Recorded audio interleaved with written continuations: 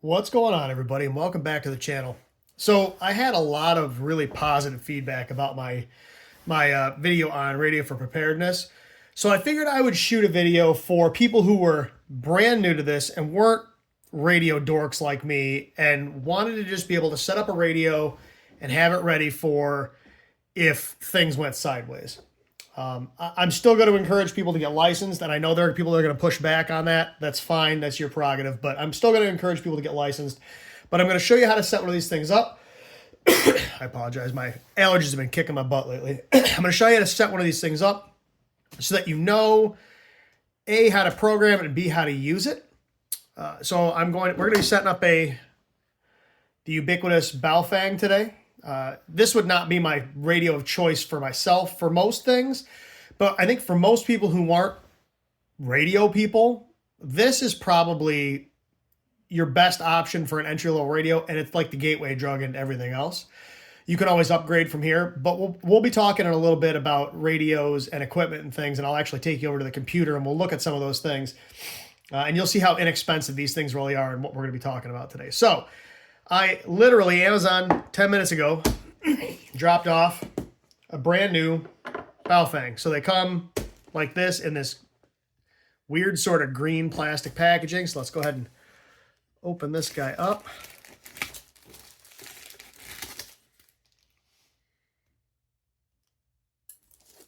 I apologize. I'm trying to get the camera angle right. My desk isn't deep enough to do this with the computer on it also. We're going to be using the computer, so.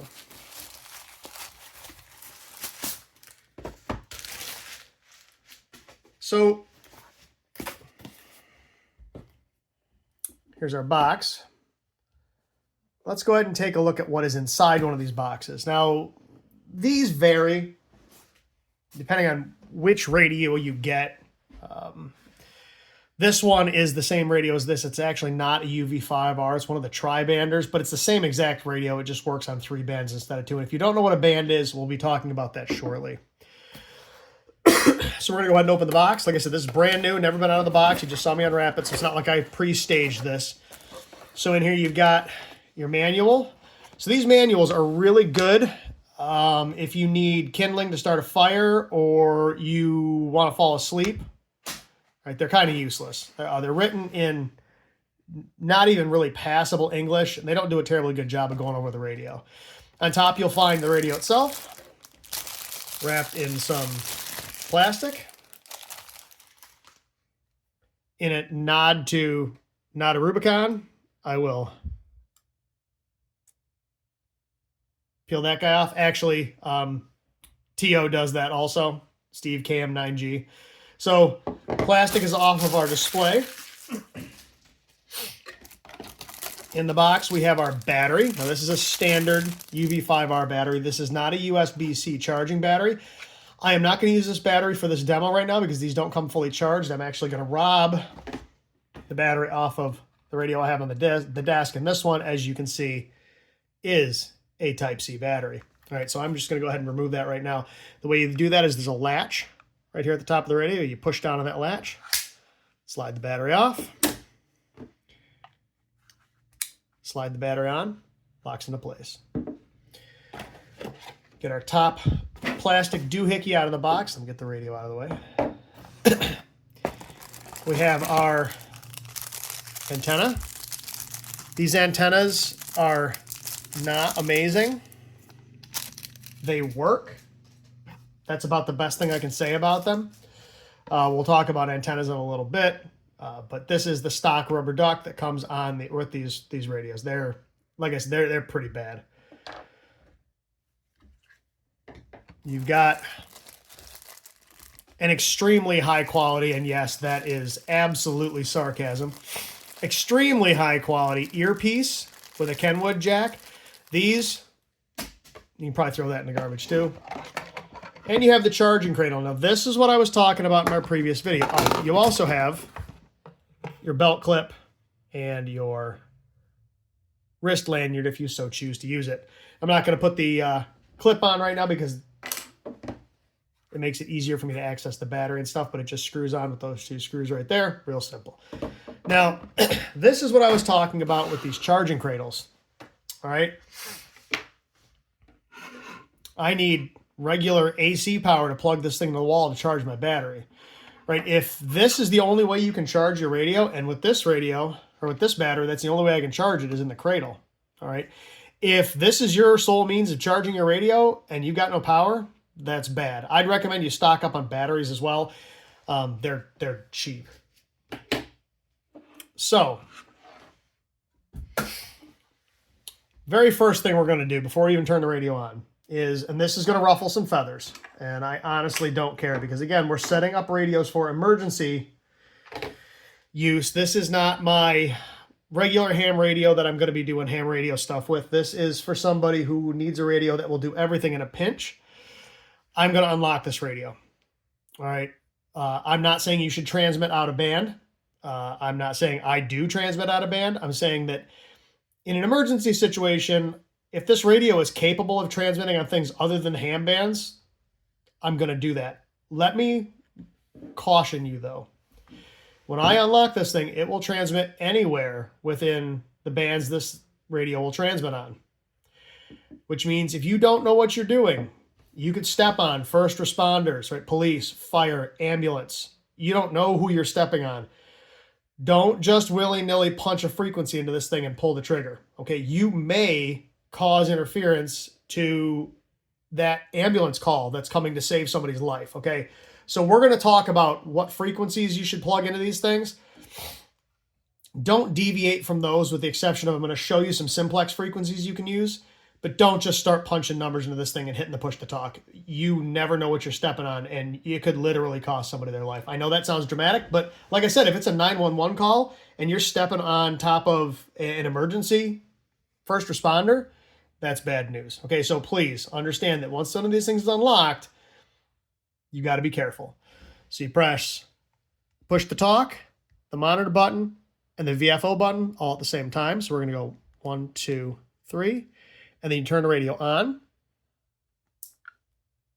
And it says factory. This radio is now unlocked. All right, this will now work on the 2-meter ham band, 77-meter ham band. This will work on the 1.25-meter ham band. And this will transmit anywhere within those bands, up to and including things like FRS, GMRS, MURS, which we will be talking about in a little bit. So if you don't know what those are, you will shortly. So let's talk about the radio itself here. Let me throw an antenna out in case I happen to hit the push to talk. It's not going to really hurt the radio if you bump the push to talk without the radio or without the antenna on it. But these things don't have the most robust finals in them. So let's go over some of the stuff on the outside. You've got a light on top. It's not real bright. It's not much use. I mean, you could use it in a pinch. This is your volume knob, and it's also the way you turn the radio on and off. So off, on, and again, our volume up and down. Okay. This button on the side is a call button. It's fairly useless. This is the push to talk that's the button you're going to push to talk into the radio. And this is called a monitor button. All right, you'll hear this radio is silent. The band is not really silent. There's activity going on right now. You just can't hear it because you haven't broken what's called the squelch. If I press and hold that monitor button, that's what it really sounds like. Okay, so if you're really trying to pull a station out that's way down in the weeds and it's not even enough to break the squelch on the radio, and again, if you don't know what squelch is, we'll talk about it in a little bit. You press and hold that, you're going to hear everything that's happening. Notice that when the radio starts to receive, that green light illuminates. On top, we have a VFO/MR button. VFO is variable frequency oscillator. That allows us to directly enter frequencies into this radio. So 1, 4, 6, 5, 2, 0. That didn't work. 1, 4. Oh, I know why. Because it's on memory mode. I got to go into VFO mode. It's on memory mode right now. So if I push that, that's going to switch from memories, which is what we're in right now. You can see the memories right here. You'll see channel 14 and channel 22. If I hit that button, now we're in VFO or frequency mode. So now I can change my frequency. 1, 4, 6, 5, 2, 0. All right. Now, that voice makes me insane. I'm going to show you how to go in the menu in a minute and turn those things off. So this switches between, this orange button switches in between memory, channel, and frequency mode. Okay, so if you want to directly enter frequencies, you go into frequency mode or VFO mode. If you want to go between channels, You hit the button again, and you go into channel mode. And you can tell you're in channel mode again because you can see the channel numbers right here. Up here is obviously our battery level. You'll see this little caret. That tells me that I'm currently transmitting on the upper frequency here. This has two VFOs, all right? It has a top one and a bottom one. Frequency mode. All right, so right now I'm transmitting on this top frequency. If I hit this AB button, you'll see this little caret move down to the bottom. Okay, so now if I enter the frequency down here. 446.000. All right, now if I transmit, I would be on 446.000. And if I hit the AB button, now my caret has moved up here. Now I'm transmitting on 146.520. All right. The band button switches back and forth between what's called UHF or ultra high frequency, which is that 446, and VHF or very high frequency, where that 146 is. It just changes between bands. It's not terribly interesting. All right. And again, if you don't know what a band is, we're going to talk about bands in a minute. We've got a menu button we'll go into in a second. Your up and down arrows. So if I wanted to change frequencies and steps, you can see as I'm doing this, I don't know if you can see that on the camera or not, but my frequency is changing. All right. If I am in memory mode, channel mode, when I push the up and down arrows, it changes channels. 1, 6. All right. We've got our keypad here. All right. And you can see there are some things in blue on the keypad as well. Those are shortcuts into the menu. So let me get so I'm a little more comfortable here, because this is a weird angle that I'm working at. Turn this radio off so the screen isn't driving you nuts. So let's go into the menu. So there are certain things in the menu that you're going to care about and certain things you won't. Menu number 1 is squelch. Squelch is what keeps the radio from making a bunch of noise. Notice it defaults back to the VFO or the channels if you don't hit a button in a certain amount of time. Squelch is what keeps the radio silent until the squelch is broken. All right, so if you receive a signal that is strong enough to break the squelch on the radio, you will hear it come out of the speaker. That's why when I push that monitor button, Frequency mode. all right, that's what you would normally be hearing. So the squelch level allows you to change that. The lower the number. So if I hit menu, you'll see the caret go from where it says squelch down to where it says 3, and I can change that. All right. 0 is off. 1 is very sensitive, and it goes 1 to 10. I wouldn't go above 3 probably. These Baofengs aren't super sensitive, so you will not pick things up on these radios that other good radios will. So just be aware of that. The receivers in these things are not fantastic. So again, there's a reason these are as cheap as they are, and we're going to talk about how cheap these are in a minute. So again, that's our squelch. The step changes our frequency steps when we tune. We don't care about that right now. We can change our transmit power from low to high. So again, if I hit menu, I can switch between low and high. And we can change that. When you hit menu, it will confirm that. So if I want to change this to high power, hit menu, change that so it says high. Hit menu again. We're now at high power. Low power is going to be about half a watt. High power is going to be about 5 watts. So if we hit up again, don't worry about that. Don't care about Vox. Wide and narrow. There's wideband FM and narrowband FM. Just leave it on wide for the most part. There are a few times when it'll need to be narrow. We'll talk about that. Don't care. Don't care. Beep. That's just the beep when I'm moving up and down. I don't care about that. The timeout for talking. Okay, we're going to talk about these in a little bit. These are repeater tones. These are subaudible tones that will allow you to open a repeater. We'll talk about that in a little bit. Voice, I'm going to turn this off. Right now it's in English. I'm going to hit menu. You can put it on Chinese, English, or off. Thank you, God. Now when I move up and down, we're not going to get that ridiculous voice. Don't care about that. Don't care about that. Don't care about that. Don't care about that. Don't care about that. Don't care about that. This will allow us to change what it shows on the VFO. I'll show you how to do that later. Busy channel lockout, don't care. Auto lock, don't care. Okay, these are going to be where we set our repeater shifts. And if you don't know what a repeater shift is, we'll be talking about that shortly. So I can change my repeater shift from off to positive or negative. Oops.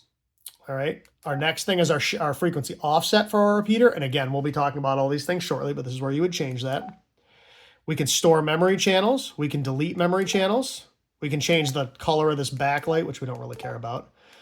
Let's see, is there anything else in here we really care about that you guys need to know? Nope, nope. Roger beep, nope. And we're back to reset all. If you want to factory reset, that's where you do it. And we're back to squelch again. So those are all of our all of our menu functions, and there's only a few you're really going to need to know. All right, and we'll get into the repeater functions here shortly. All right, the last thing you've got on the radio here is on the side. This is where your jack is if you wanted to plug in an external microphone or a programming cable, which we'll be talking about in a little bit. All right, so we've got this radio, and right now it's not very useful. I punched some frequencies in here that are legitimate frequencies you could use, but if I go into the memories, these aren't things you're going to use. All right, these are not legitimate frequencies you would be using. So let me go ahead and we're going to hop over to the computer now. All right, and yes, I'm going to share my screen. Don't worry, you're not going to be looking through my camera viewfinder at my computer screen this whole time.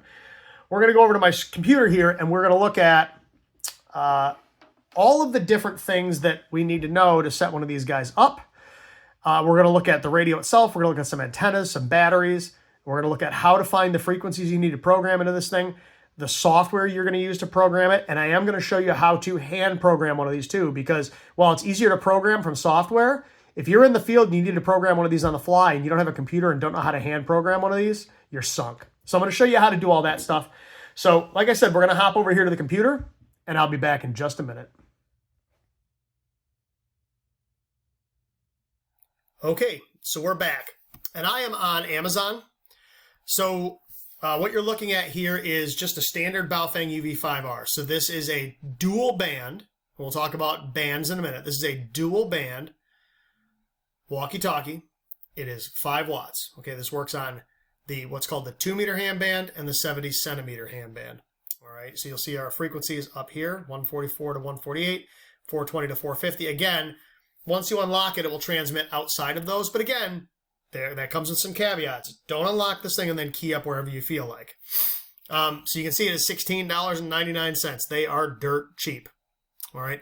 Now, the radio that I'm on is actually, and you'll see I purchased one today. Like I said, I had one delivered today just for this video, is the tri-band version of this radio. So it's the same radio, but this radio will listen to more stuff, okay? So we've got, as opposed to just our standard UV5R, all right, this guy, you can see it does 2 meters, 1 1/4 meters. That says 12.5 meters, that's wrong. And UHF, okay? It shows you what it listens to, okay? Again, $16.99. Now, realistically, how important is that 1.25 meters to most people? Not at all. All right. This will also listen to things like airband and whatnot, though. Okay, that's that AM 108 to 136 down here. All right. Same price. Doesn't matter. They're the same basic radio. Programming was identical. All right. So either one of those radios will work. $17. You're good to go. Now, another thing you're going to want to get is a programming cable. Okay, I'm going to show you a program called Chirp later. And Chirp is the programming software you're going to use to program frequencies into one of these radios from a computer. It's not necessary, but it makes things a little faster. So as you can see, these programming cables are extremely expensive. It is $6. All right. You're also, like I said, you're probably going to want to buy batteries. Now, this is a standard 1800 milliamp hour USB Type-C battery. The stock battery is fine. It's this exact battery without the Type-C, but you need the charging cradle. All right, so this will charge on Type-C. Now, the one thing I will warn you about is these will not do PD. So when you charge them, it has to be Type-C to Type-A. All right, you can't do a Type-C to Type-C charger on these batteries. Just to be forewarned. So the battery, you can see, is almost as expensive as the radio. It's $13.99. But again, you know, is it worth it to be able to charge this thing on the fly? And here is, and you can see I just ordered another one of these yesterday because I ordered it for another radio. This is a 3800 milliamp hour. This is one of the extended batteries like I had on one of the UV5Rs in my last video. So this is a 3800 milliamp hour, but this one again is also Type-C. It's $15.99. It's $2 more. So if you're worried about size, get the smaller one, because this is the tiny one that's on the radio currently. If you're worried about capacity, and this is what I would do, I would get the bigger one, because this will last way, way, way longer than the 1800 milliamp hour battery will. Even on 1800 milliamp hours, these things will go a long, long time, okay? Now, the stock antenna on these things, the stock antenna that comes with these things is junk. In fact, this isn't even the antenna they come with anymore. They come with like well, you saw it in the video, they're sort of a cone-shaped antenna. I would recommend you buy a better antenna. Now, what I would recommend you buy is a signal stick. This is an SMA female. If you don't know about the connectors, this is called an SMA connector. That's what's on this Baofeng. All right, so the antenna is female. There's a male connector. You can see the pin right there in the picture on top of the radio. All right, this is the antenna for the Baofeng. Or you can do what I do and buy what's called a BNC, and you can use adapters so you can swap antennas on and off quickly. But for most people, this is what I would do, is I would just get this. All right, these signal sticks are very bendy. How bendy are they? You can twist them into pretzels, and you'll see me do this in a little bit. Okay, so they don't need to be huge. These things are extremely long. This is like 16 inches, 17 inches long, maybe longer, 18 inches. They're long. All right. Now, these are, depending on what color you get, there's all sorts of colors, okay? Depending on what color you get, you know, a standard black one is $22 and it's in stock.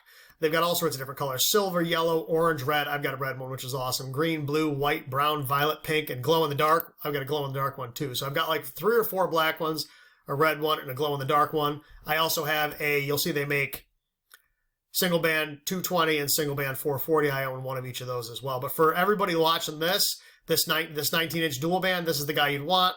Pick a color.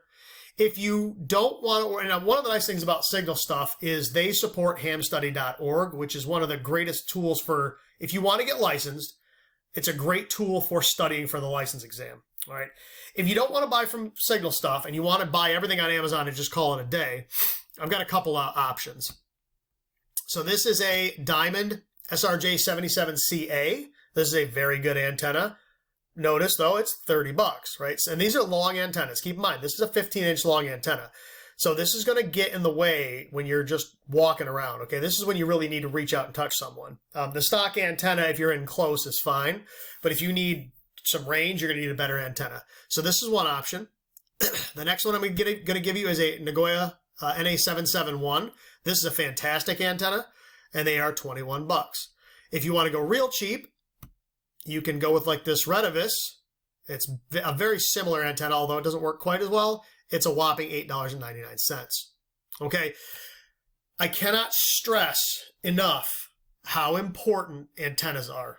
All right, the antenna makes, you can take a great radio and put a garbage antenna on it and not talk to anybody, or you can take a $16 Baofeng, put a good antenna on it, and you can talk all over the place.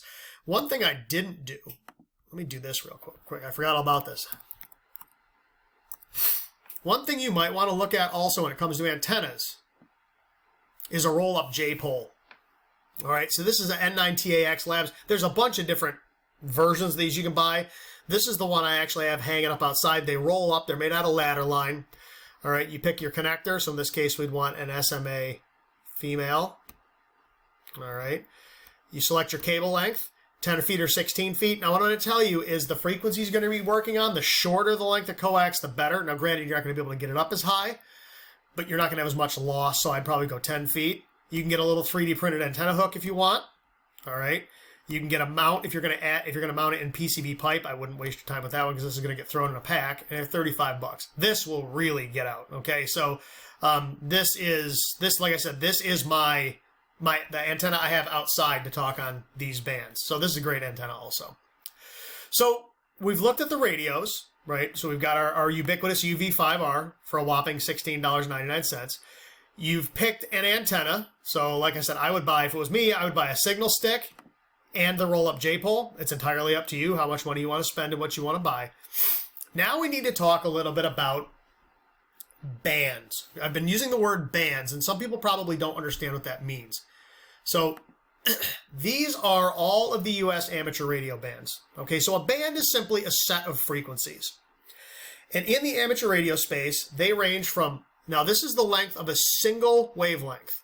Okay, so one single oscillation is 2,200 meters for this particular band, all the way down to, all right, 23 centimeters. All right. These bands up here, you are not going to worry about. Okay, so like 2,200 meters, 630 meters, hardly anybody uses those. All right, from 160 meters through 6 meters, generally speaking, that's not going to be handheld radio stuff. That's going to be, for the most part, an HF base station or field radio or high frequency radio. So you can see, for instance, let's take my favorite band, which is the 40 meter band, which is about 7 megahertz. Right, that requires an antenna that is like 66 feet long. Okay, it's not the kind of thing you do handheld. Even a 6 meter antenna gets real long. So where we want to be paying attention to, where we really want to look, is this from 2 meters down. We really care about 2 meters and 70 centimeters. So the 2 meter ham band that you would use with one of these handheld transceivers goes from 144.1 technically megahertz up to 148 megahertz. Okay, so you can transmit anywhere inside there. However, it doesn't mean you can just pick a frequency and go. You'll see what I mean in a minute. All right, the 70 centimeter band is this guy right here, around 420 megahertz. It goes from 420 megahertz to 450 megahertz. Same thing. You can transmit pretty much anywhere in that band, but we have some things we need to keep in mind. So again, we're primarily worried about 2 meters and 70 centimeters. All right, this 1.25 meters, that is that third band the radio I have here works on. I'm not going to worry about that one because that's an oddball. So really we care about 2 meters, which is about 144 megahertz, and 70 centimeters, which is about 420 megahertz. Okay, so when we talk about bands, we're simply talking about slices of the radio frequency spectrum. Now, before I go any further, there's something you need to understand. Radio frequency is a finite resource. There are only so many radio frequencies that exist. Physics is a thing, okay? So when you look at the frequency spectrum, there are only certain frequencies that can carry data, all right? Voice, data. You know, when you look at like Wi-Fi is working on these same radio frequencies. Your cell phone, a cell phone is nothing more than a radio. It works on a radio frequency just like these handheld radios do, okay? You can't make more, right? Physics dictates where these are, and there's only a finite number of frequencies that you can do this with. The vast majority of them are going to be taken up by military and commercial interests, all right? So we're left with little slivers of these frequency spaces. We call them bands, okay? Now, there are other bands you'll see as well outside of these. These are the amateur radio bands, okay? With a technician license, you can work any of these. This is called UHF, or ultra high frequency, down here. This is called VHF, or very high frequency. You can work on any of those. You can also use portions of the 10 meter band, all right? And you can use, depending if you are a technician, you can use Morse code on the 40 meter band, portions of it, and the 80 meter band, portions of it. Now that's it, if you're a technician. Once you get to general or higher, it opens up all of these. Now that doesn't mean as a general you can transmit everywhere. There are certain slivers of these frequency bands that are held for extra class holders. Again, that's beyond the scope of this video. Just understand that if you get your technician license, that's going to open up all of these guys down here and these guys up here. Today, we are primarily concerned with the 2 meter band, which is going to be the one you're going to use the most, and the 70 centimeter band. Okay, now within each band, there is something called a band plan. All right, you don't just hop on the band and transmit willy-nilly. Each portion of the band is allocated for certain things. So if I scroll down through here, and I go down through the bands.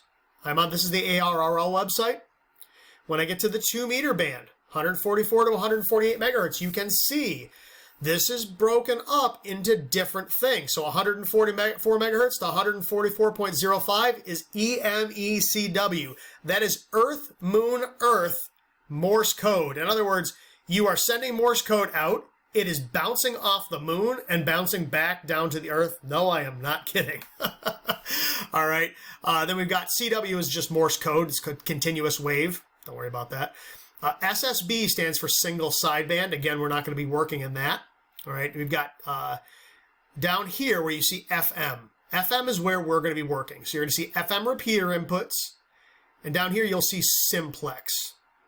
Okay. And down here you will see repeater outputs and more simplex. So let me talk about the difference between a repeater and simplex. Simplex is radio to radio. So you go to Walmart, you buy those real cheap little bubble pack radios, and you put it on channel 5, and your buddy puts it on channel 5, and you talk back and forth, radio to radio. That is simplex.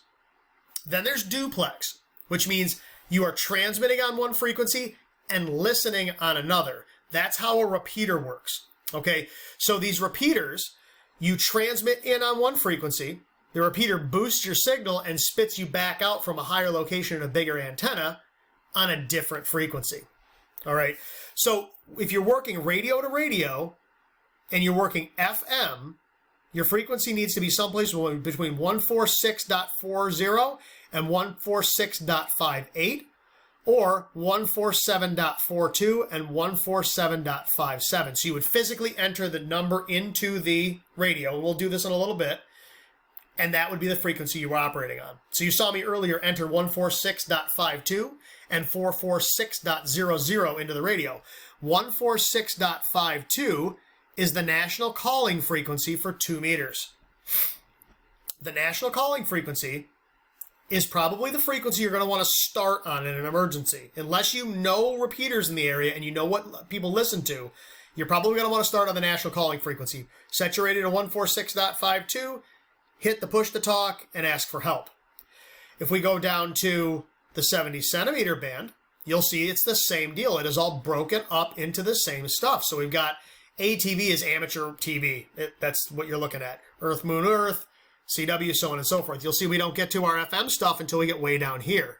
Okay, I'm going to show you what some of the simplex frequencies look like on these bands in a minute. There's not a ton. Okay, but if you look, you will see 446.00 right here is the national simplex calling frequency on 70 centimeters.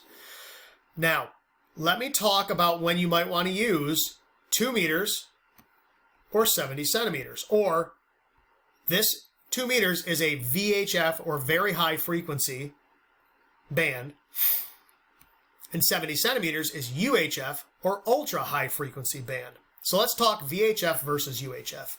All right, VHF, 2 meters. Better outdoors, works better in sort of hilly rolling terrain with trees and things like that. Depending on your radio and your antenna and your elevation, your range could be as little as 100 yards or as much as tens of miles. All right, it depends on what's between you and the other radio. If the two antennas can see each other, you can talk. Okay, but generally speaking, outside in terrain, 2 meters works a little better. In buildings and urban areas, 70 centimeters tends to work a little better. Now, these are not absolutes, okay? These are generalizations, but generally speaking, UHF works better in sort of urban terrain, suburbs, cities, inside buildings, things like that. And your VHF stuff, your 2 meter stuff, tends to work better outdoors. Okay, and again, remember, these are line of sight communications. So if there are obstructions between you and the other station, it is going to degrade your signal or block it entirely. All right. So again, like I said, you can't just transmit willy-nilly wherever you feel like, because you're going to be stepping on other things. This is just a list of calling frequencies. All right, but down here is what I wanted you to see. So here's common simplex calling frequencies on 2 meters. All right, so you can see these are in increments of 15. And down here we've got our 70 centimeter frequencies. All right, and you can see there's not a ton of frequencies you're normally going to work on simplex. Really, I'm only going to have you program 2 into the radio, the 2 calling frequencies, 146.52 and 446.00. Okay? So the next thing that you might want to know are what frequencies are emergency traffic handled on in your state. So I live in New York, so these are the National Traffic System frequencies. So I live in the southern tier of New York, so I would be under the STAR program here. The repeater we're going to be on is the 146.730 repeater. They meet daily at 1830 hours. And like clockwork, at 6:30 p.m., Paul gets on the radio and they pass traffic. All right. It is a absolute every day at 6:30. 7 days a week, 365 days a year, they're on that star net. Right. There are also HF nets. This would be long distance or regional stuff. This is beyond the scope of this video, but I'll do one on HF for emergencies, and we'll talk about HF nets. But you might want to find in your area what repeater do they use for passing official emergency traffic. Like I said, here it is the 146.730 repeater. That is the N2YOW repeater. So it shows you what counties it covers, which is funny because it doesn't show the one county that the repeater is in, which is Broome. It shows all the rest of them. All right, I'm in Broome County, so it doesn't show the rest. It shows the rest of them, but it doesn't show Broome. But anyway, that's the area that it covers. Now, another thing you might want to do is a lot of areas will have a list of all of the repeaters in your area put together by a local ham club or something like that. So this is hosted on my club's website. All right, it is. This is a comprehensive list of all the repeaters in the area. So these are all the 2-meter repeaters in this area. Okay, so these are 10 meters, 6 meters, 2 meters. We care about 2 meters. Here's my 1¼ meters. That's my 220. Here's our 420 to 450. So this is our 70 centimeter band repeaters. All right, and then we get up into our microwave stuff, which we don't really do much of here. So again, this is a complete listing of all the repeaters. So if I go back to the 2-meter repeaters, and again, this will be different in every area, okay?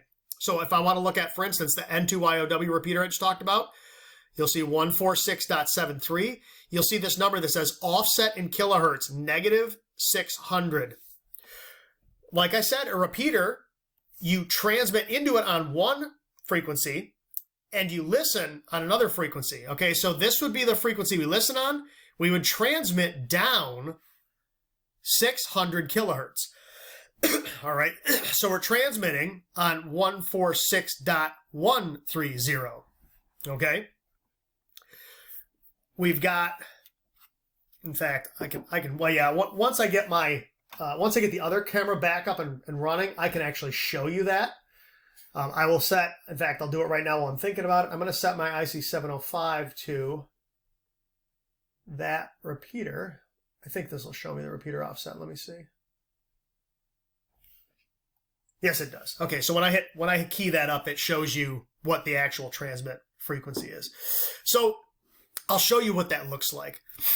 All right, it shows you the call sign, N2YOW. You've got something here called a CTCSSPL tone. This is a sub-audible tone that allows you to get into the repeater. If you don't have the correct tone set in the radio, you can talk into your blue in the face, but it will never open the squelch on the repeater. It's like you're not even talking to it, okay? So there's a spot in the radio where we are going to set this tone so that the repeater knows to listen. If it doesn't hear this sub-audible tone of 100 hertz, it's not even going to pay attention.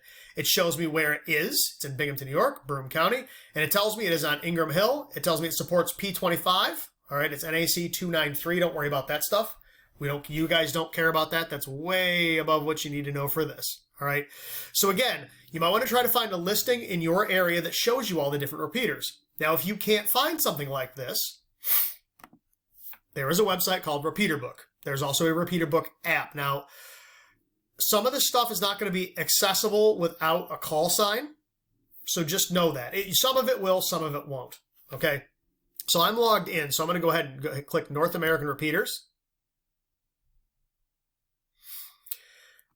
And let's pick a state. Let's pick New Mexico.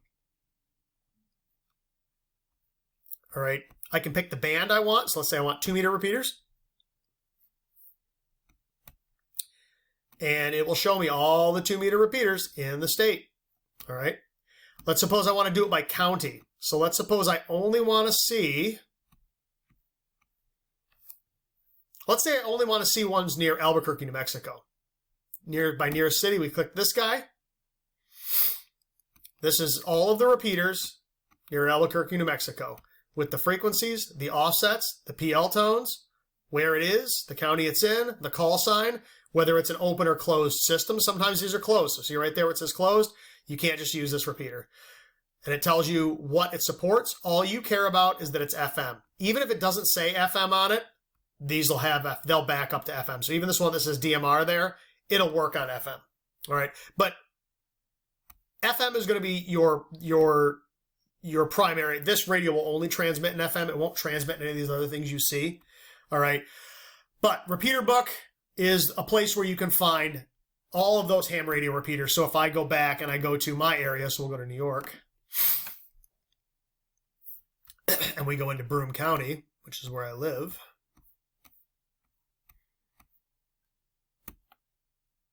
Now you're going to see this is not as complete as the list I just showed you from the club. So it's not going to be as complete as this listing. All right. But you can see here's all of those repeaters. You can see there are way fewer on here, but these are all local area repeaters with the frequency, the offset, the tone, where it's located, the county, the call, whether it's open or closed, and any modes it can use. This little green thing over here means it's currently online. If that's a red hash mark, it means that repeater is offline. Okay, so this is a way you can find those repeaters. Now, we're going to program in our calling frequencies, 146.52 and 446.00. You're going to pick any repeaters you think you might want to listen to, and I'd recommend you program in a bunch of these and then listen and see which ones are active. Another thing you would probably want to program into this, even though this is not a GMRS radio, are all of the GMRS and FRS channels. So GMRS is the General Mobile Radio Service. One thing I will say is I have a video on my channel that explains all of the different radio services, the benefits, the drawbacks, when you might want to use them. I'll link that up here in the corner. All right, so you'll see that linked up in the corner. Go ahead and click that in your leisure and watch that. It'll explain all the different radio services. So GMRS is just another radio service. Again, GMRS requires a license. There's no test for it, though. It's just $35. You get your call sign. These are also shared with FRS or Family Radio Service radios. These are those little bubble pack radios you buy at Walmart or what have you. There are 22 channels. This is not frequencies like it is in ham radio. It's channelized, okay? So the radio will say channel 1, 2, 3, 4, so on and so forth. Now we're going to program these into a ham radio, so we need to know the frequencies. So here's the frequencies for each channel. This is the maximum power allowed on each channel. So 5 watts on channels 1 through 7, half a watt on channels 8 through 14, and then up to 50 watts on channels 15 through 22. Okay. It also shows us our bandwidth. 25 kilohertz is wide. 12.5 is narrow. If you remember when we looked at the menu, there was a spot where we could pick wide or narrow. Okay. We would need to set the radio to narrow for these frequencies.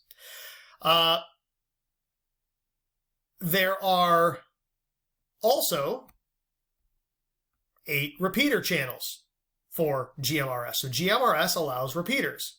These are the repeater inputs. So here's our receive frequency. Here's our transmit frequency.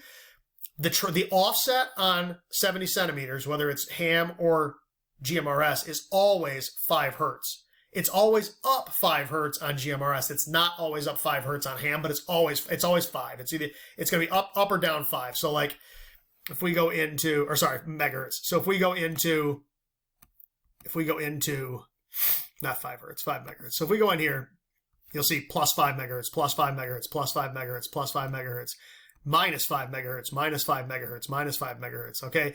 So some of these are going to be plus, some of these are going to be minus. On GMRS, our repeater offset is always plus 5 megahertz.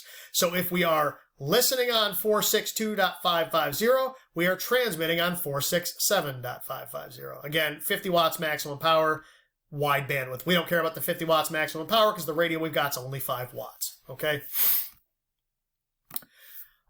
There's also the multi-use radio service, which is only 5 channels, but these are VHF. So GMRS works on UHF, very similar to the 70 centimeter ham band.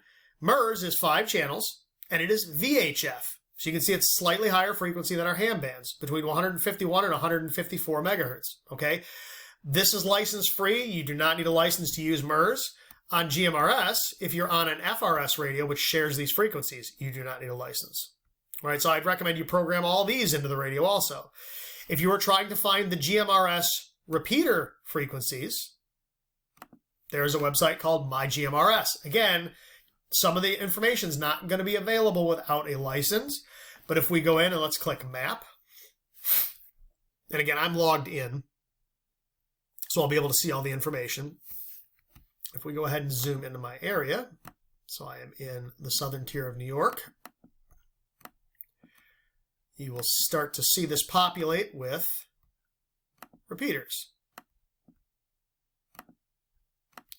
So let's take this end well 55. 55, see that? So that's right there. It says end well 55. If I go back to my GMRS, 55 right there, that tells me this is repeater channel 15. All right. So if I click that, it will show me 462.550 megahertz, our output tone and our input tone. So these are those tones I was talking about in order to break the squelch on the repeater. However, you're also going to have an output tone or an input tone on your radio. So you're going to set two tones because these share frequencies with other radios. So if you don't have this tone set, you're going to hear other chatter that isn't from the repeater. This is an open system. It has a range of about 10 miles. It was last updated 6 months ago. Right? If I want to view details, I can click this guy and it'll show me who owns it, what the frequencies are, all that stuff. Okay? So that's my GMRS. All right. So we've looked at the radios. We've looked at antennas. We've looked at bands and band plans. We've looked at a whole bunch of different frequencies that we might be interested in, right? Our simplex frequencies, our calling frequencies, any of our emergency traffic frequencies, any repeaters we might want to enter. We looked at repeater book. We looked at the GMRS frequencies. We looked at the MURS frequencies.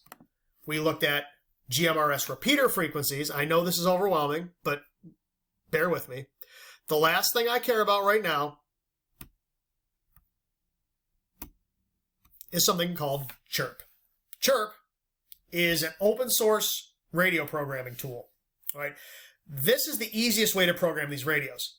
I'm going to show you Chirp. I'm also going to show you how to hand program these things because, like I said, if you are out, stuck in the middle of nowhere and you need to program stuff on the fly, only knowing how to do this by Chirp isn't going to be helpful. But this is the fastest way to do it. So if you want to download it, you just go to chirpmyradio.com, click get it, Chirp next build, click that guy. I'm not going to download it because I already have it on the computer, but it's right there highlighted in green. Install it and run it. It is super, super simple. So I'll go ahead and I'm going to open Chirp so that you can see what it looks like. And then I'm going to come back out of the computer and we're actually going to look at the radio. So here's Chirp. I have it open. All right. It says to get started by either opening a file menu or downloading a radio. So if I come up to the top here and I click radio and I click download from radio, it's going to come up with this communicate from radio box. The first thing you need to know is the port. Okay. So I'm going to plug my you'll see nothing populated there. All right. I'm going to plug my programming cable into the computer, and I'm going to plug the programming cable into my radio. Now, I don't have to plug it into the radio yet, but I'm going to. You will now see, when I click that drop down, oh, still the same stuff. Let's try it again. Radio, download from radio. Okay, you'll now see that it says COM5, USB serial CH340 COM5. If this does not auto-populate, open Device Manager, and under Ports, open your Ports area, and you will see right there, COM5. If there's more than one thing there, unplug the radio and see which one disappears. That'll tell you which COM port you're on. Pick the vendor. You'll see this will program a whole lot of radios. I mean, a lot. Okay? So this is Baofeng. And this is not a 5RM. It thinks it's a 5RM, but it is technically, but it doesn't work with the 5RM software. It works with the 5RX, but I'm going to use UV5R because that's what most of you are going to buy. It's going to give you an alert saying, oh, this might break your radio. Nobody cares. It's not going to. Click yes. All right. And if I click OK, it says turn radio off, connect cable, speaker, mic, blah, blah, blah. Make sure the connector is firmly connected. Turn the radio on. Turn the volume set to 100. Ensure the radio is turned to channel with no activity. Click OK to download the image from the device. So I'm going to go ahead and I'm going to click OK. You're going to see it pulling data from the radio.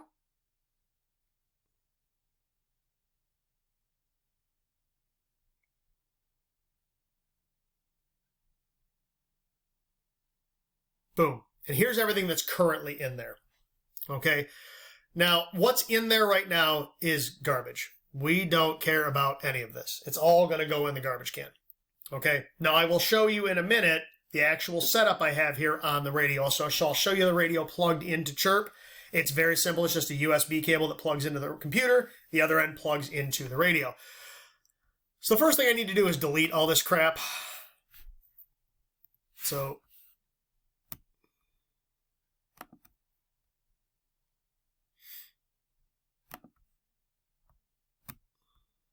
you're going to have to go through and delete all this crap. There might be a faster way to do this. I don't know. I've never tried to bulk delete stuff in here before. So we're going to delete all this garbage. Like I said, there may be a faster way to do this. I'm sure there's a faster way to do this. I'm just going to go ahead and delete all of these memories because every one of these is garbage. So all I'm doing is right click, delete. All right, so I'm just going through and deleting all of these. One thing I didn't mention is another thing you might want to program into this are the NOAA weather frequencies. I can bring those up, but those are easy. Just Google NOAA weather frequencies. I forget how many frequencies. There's a number of them, and each area will use one of those frequencies. So that's something you would probably want to program in as well, so you could get NOAA weather alerts, NOAA forecasts, all those kinds of things. Especially since we're using this for emergency preparedness. All right, so I'm just going ahead and clearing all this crap out of here. So this is a completely blank slate.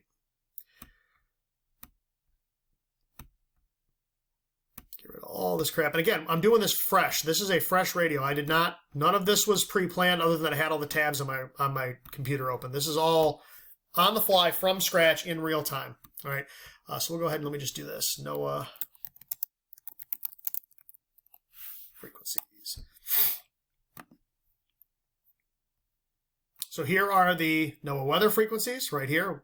162.400, 425, 450, 475, 500, 525, and 550. I would just program all of them in.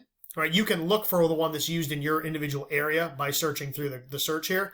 I'd program them all in. That way, no matter where you are, you can find whichever frequency they're transmitting on, and you can just set the radio to scan. So let me go back to Chirp. Okay, so here's how this works. It's very simple. So I'm just going to program in a couple of things here real fast, just so you can see how this works. So let's put the 2-meter calling frequency in here. Okay, so that's 146.52. All right. I'm going to give it a name. Now, the only way you can put names in here is with Chirp. You can't put names in with actual text on the radio. You'll just see the frequency. So we'll call this 2-meter call. Tone mode is off. There's not going to be anything here. No tone squelch. Nope. Cross mode. Nope. Duplex. Nope. Offset. Nope. Yep. Mode FM. Yep. We can scroll over. Skip if you want it to skip that channel when you're scanning, you can set that. Power high. We're good. All right. So I'll go ahead and I'll put the 70 centimeter calling frequency in 446.00. Same thing, and we're going to go 70 call. Now, see, this thinks that this is a repeater because it's in that range. So it thinks it's going to be a repeater, so it automatically set an offset. I don't want an offset, so I'm going to turn that off. And now it is just FM, high. So let's go ahead and put a repeater in. So let's do that N2YOW repeater. So it is right here. It's 146.730. So we're going to go over to Chirp, and we're going to go 146.73. And this is going to be called N2YOW. I do need to set a tone on this because, again, this is a repeater. So we're going to set tone. We need to pick this. This is, if I remember correctly, it was 100 hertz. Yep, 100 hertz. So I'm going to go over to Chirp. I've got so much stuff open, it's not even funny. And I'm going to click the drop-down arrow, and I'm going to pick 100 hertz. All right. let's see. And then we are going to go, yep, it's a repeater. It knows it's a repeater, so it automatically put the offset in of negative. You can see 0.6, which is right. FM. Whoops. I misspelled the repeater. N2YOW. It is FM. Power's high. Yep, that's all good. So we'll just go ahead and I'm going to program these 3 things to my radio. All right. So I'm just going to go radio. And I'm going to go upload to radio. Click OK. Yes, I know it could break my radio. It is now writing to the radio. There's a green light flashing on the radio. And I'll show you what this looks like from outside from the camera also.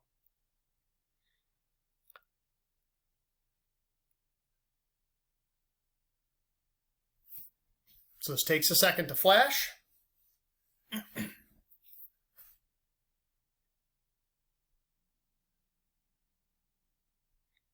Boom, done. Radio's programmed.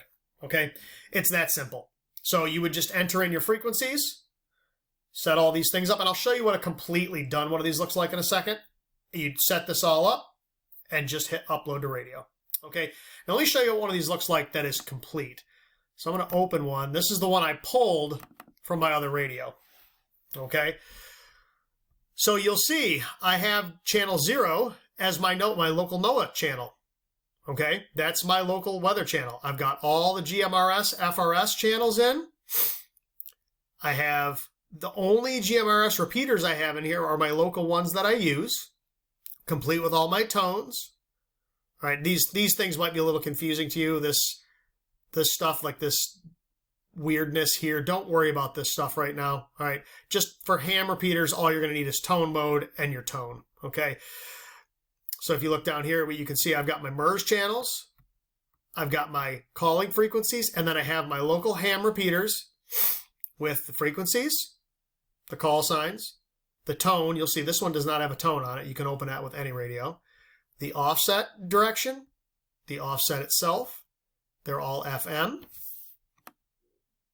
they're all high. Now you'll see some of these, particularly some of the MURS channels. So you'll see like MURS channels 1, 2, 3, 4. All right, MURS channels 1, 2, and 3, you can see they're narrow FM as opposed to wide FM, and they are low power because they have power restrictions. Same thing with the GMRS stuff. When I get to the FRS channels, you'll see they're narrow FM, low power. Again, I set these directly from this list. So these channels that are low power and narrow bandwidth, I set them to low and narrow in Chirp. If this is overwhelming to you, I understand it. If you play with this a little bit, you'll see how it works. All right, it is a little bit intimidating at first, but realistically, you punch in the frequency, call it what you want to call it. If it's not a repeater, it's that simple. Just tell it it's FM, done. The only time it gets confusing is if you've got to change your powers or your mode from narrow to wide. See, it's just a drop down. So I can just click narrow FM or FM. All right. And again, a lot of these, it will automatically put in the repeater offset and the repeater frequency. If it doesn't, just pull it. So if we went over to repeater book, it's right here. So that, let's say we wanted to do N3LD. It's 145.29. It's got an offset of -6. Our tone is 131.8. So I would just go into Chirp, and I would enter that information. I'd enter the frequency, the call sign. I'd tell it it had a tone. I'd put that tone in. My negative, 0.6, FM, we're programmed. Okay, so that's what Chirp looks like. Now, like I said, I'm going to back out of the computer now, and I am going to go back to the camera so you can see what this setup looks from the outside, and then we'll talk about some of the final things you need to consider. So with that being said, folks, I'll be back in just a minute. Okay, so we're back. While I was waiting for that video to process, I threw the belt clip on this radio. Get the other one out of here for now. We don't need it right now. So I'll show you what it looks like from out here. So I'm going to go ahead and open the mic door. I'm going to plug my USB into my computer. And I will plug the other end of the cable into the radio. I'm going to push that all the way to make sure it seats. We're going to turn the radio on. I'm going to turn it all the way up.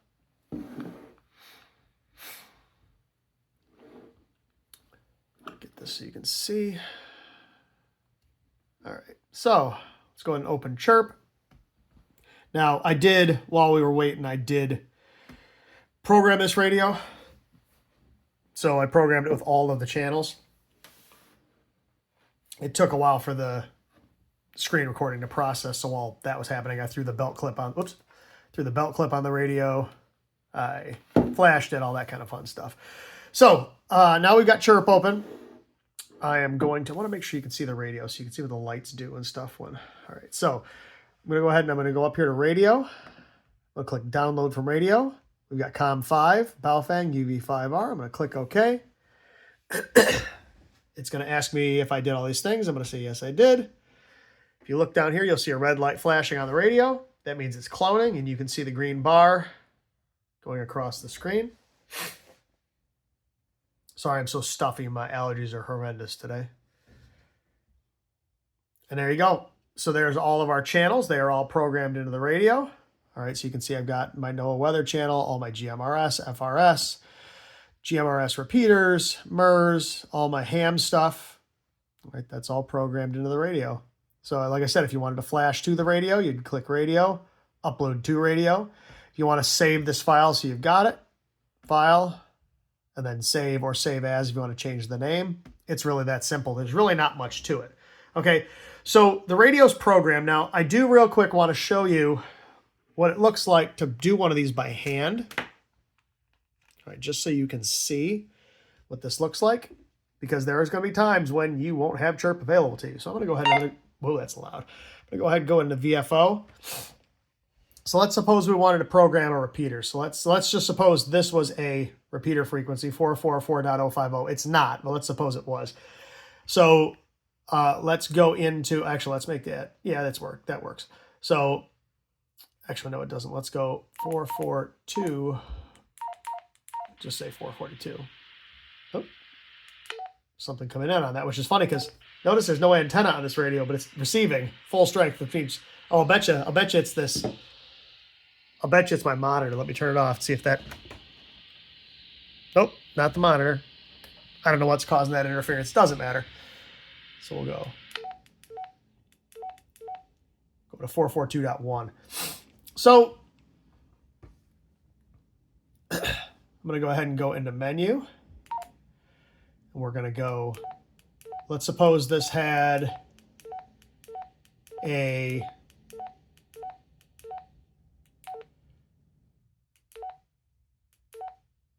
tone. So I'd go into transmit CTCSS. It says off. So I'd hit menu to come down here, and then I would scroll through my list of frequencies. So let's suppose this had a tone of 103.5. There we go. We'd hit menu. That would confirm it. And then we would go up here to our repeater shift.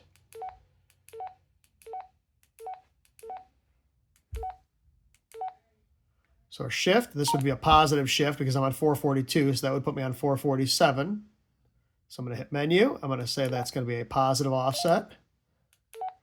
My offset would be 5 megahertz. Menu. All right, so we've got all that stuff in there, and then we would go ahead and hit menu, menu. Yep, everything's good. Hit exit. Now, you'll see we've got a little, I don't know if you can see that or not, but on the screen, now it shows a little plus here that tells me I've got a, oops, sorry, that's a little out of focus. I've got a positive repeater shift. All right, so I've got a positive repeater shift.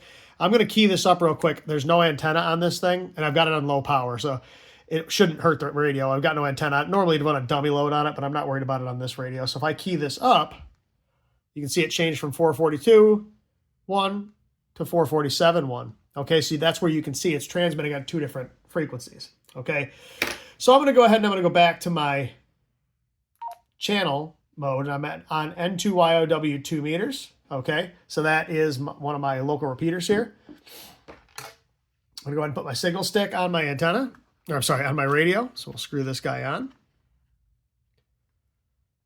So I have my ICOM IC705 right there on the same repeater. So I'm going to go ahead and key this up. K2EJT, test 1, 2, test 1, 2, K2EJT testing.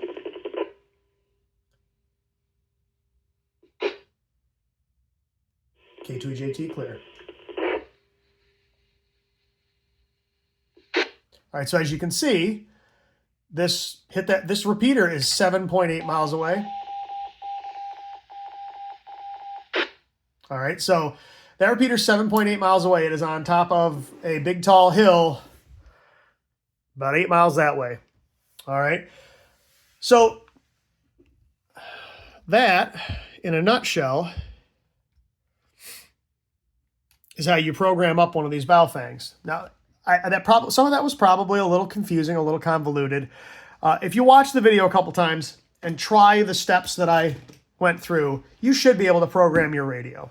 If you have any issues, leave them in the comments. There are lots of other videos on how to program these things. I am certainly not the first person to do this, and I'm sure this isn't the best video on how to do this. But I'm looking at it more from a standpoint, not of a standard ham radio user or like anything like that. This is more like, I want to be able to have one of these radios with everything programmed into it in case there's an emergency. All right.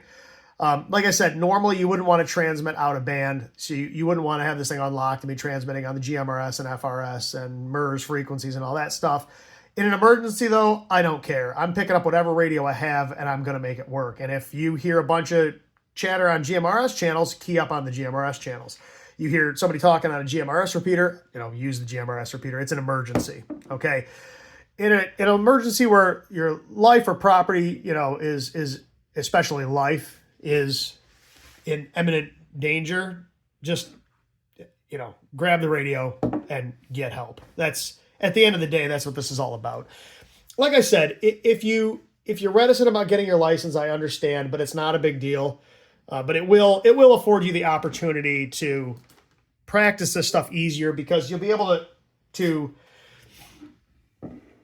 play with all of the local repeaters and talk to other people and see how your signal gets out. I mean, I don't know if you could hear in the video or not, but I came through pretty strong on that radio. I was S9 plus 10 or 20 on that meter. It was a little staticky, but I could hear myself no problem. So I could easily talk through that repeater on this little 5-watt radio from here. And like I said, that's almost 8 miles from here. All right. So hopefully that was helpful. I will put links to all of these things in the description of the video. Like I said, check out my video on the different radio services and what the strengths and weaknesses, benefits and drawbacks of those are. And I will try to continue putting out things like this. I'll do one on HF, although that's going to be a lot more complicated. That'll probably be a multi-part thing. That won't be a one-part, just set it up and do this. But yeah, like I said, these things are dirt cheap, and it might save your life. So hopefully you found that informative. I really do appreciate everybody watching. I appreciate all the support I got on my previous video on radio for preparedness. And hopefully this gave you a little bit of information and maybe a place to start. And like I said, there's lots of videos on YouTube. There's a lot of information online. And if you have any questions, feel free to leave them in the comments. If you think I forgot something, go ahead and leave that in the comments as well. If you disagree with me with anything, that is absolutely fine. I have no problem with people disagreeing with me. All I ask is that if you're going to post a negative comment, try to back it up with actual fact as opposed to rumors or just vitriol. I have no problem with somebody who disagrees with me for a specific reason and can articulate that. And in fact, if you look at the comments in the previous video, there were quite a few people that disagreed with me on things like licensing and things like that. I'm fine with that. And I will talk to anyone who has an issue with any of those things, as long as they're able to articulate their point in a rational manner and back up their argument. All right. If you just come at me with vitriol, I'm probably not going to answer you. So at any rate, everybody, thank you so much for watching. Go ahead and pick yourself up a radio. Who knows? You might find it fun. You might get into the hobby to the point where you're a radio dork like me. You never know. So at any rate, everybody, thanks for watching. And for my normal subscribers, the people who normally watch my channel, I'm going to say goodbye in a language they all understand. So until next time, everybody. Thanks, everybody, for watching. And until next time, 73.